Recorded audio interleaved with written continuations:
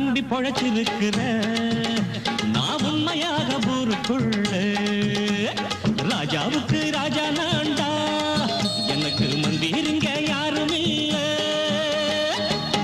படிக்காத முட்டாளுன்னு பல பேரு சொன்னானுங்க அதனால குத்தம் என்ன அண்ணாச்சு படிச்சாலும் வேலை வெட்டி கிடைக்காத தேசத்தில அறிவாளி ஆனா மட்டும் என்னாச்சு தப்பு தண்டா பண்ணாம